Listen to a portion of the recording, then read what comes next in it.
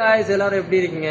இன்னைக்கு ஏன் நான் வந்தேன்னா, சவுதி அரேபியாவில் வேலை செய்கிற நம்மள மாதிரி வேலை செய்கிறவங்க நிறைய பேருக்கு தெரிஞ்சிருக்காது. கலியத் நஹால்னு சொல்லி ஒரு ஸ்வீட் இருக்குது. நிறைய பேர் சாப்பிட்ருப்பாங்க, ஆனால் எல்லாத்துக்கும் தெரிஞ்சிருக்காது.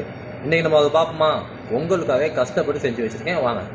இது தாங்க அந்த ஸ்வீட்டு. இது வந்து சும்மா நார்மலாக அந்த பன் இருக்குல்ல, பன்னுக்குள்ளே வந்து சீஸ்னால் இங்கே இருக்குது சீஸ் கீரின்னு சொல்லி ஒன்று, அதுவெல்லாம் உள்ளே வச்சு செய்வாங்க. இது அப்படியே சாப்பிடக்கூடாது. ஒரு நிமிஷம் இருங்க, நான் காட்டுறேன். சாப்பிட்றதுக்கு முதல்ல இப்படி தேனை ஊற்றணுங்க. இதுக்கு மேலே தேனை ஊற்றணும்னு வச்சுக்கோங்களேன், அதோடைய டேஸ்ட்டு சும்மா வேறு லெவலில் இருக்கும்.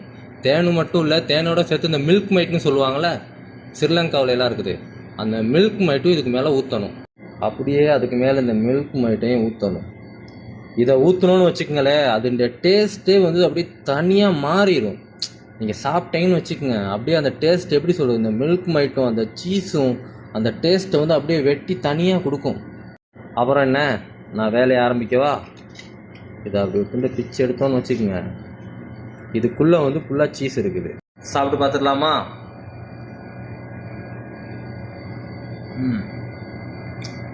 சரிங்களா?